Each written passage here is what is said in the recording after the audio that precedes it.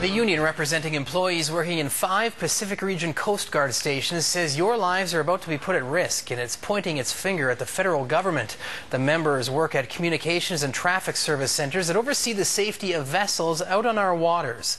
They say the government is looking at reducing staff levels in those centres, and it's going to hurt mariners on Vancouver Island. CTV's Gord Kurbis has our story.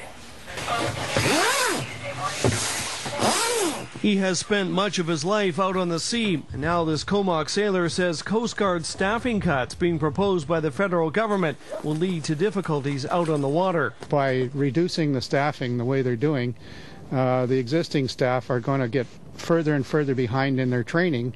So not only is there going to be less people working, but the people that are working are not going to be adequately trained. Don Jarrow is a former supervisor at the Marine Communications and Traffic Services Centre out at Comox. He retired 5 years ago, but says staff level cuts being proposed now are similar to what was tried and failed back in 1998. There was a lot of incidents that couldn't get covered. The people that were working at the centres were totally overstressed and overworked. They couldn't handle it.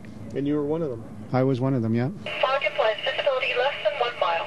Jarrow says he and everyone else on the water relies on important weather information collected and forwarded to mariners by centre staff. Marine communications officers say vital weather reports will likely become less frequent if the federal government goes ahead with reducing on-duty staff levels. All of the officers on this coast, 100 of them, are concerned for the safety of mariners that we serve in the coastal communities, because there isn't going to be enough resources to draw on, even for a moderate incident such as a vessel striking a log and taking on water and potentially sinking. 5 centres in BC will be affected by the changes, which could begin as early as February. They're in Comox, Prince Rupert, Vancouver, Sydney, and Ucluelet. We're the 911 of the sea. When somebody picks up a radio and they're in trouble, they could be in a kayak, they could be in a remote logging camp, they could be in an aircraft or a pleasure craft. They call us on the radio, we respond. But the union's regional director says the actions of staff members and therefore these cuts affect the lives of far more than just boaters. All the public should be concerned because they also sail on BC ferries and we provide vessel traffic services. And in the summer months between May and October, we also have cruise ship traffic that transits to Alaska. Tankers that enter Juan de Fuca Strait and go to Vancouver and also into Seattle every day.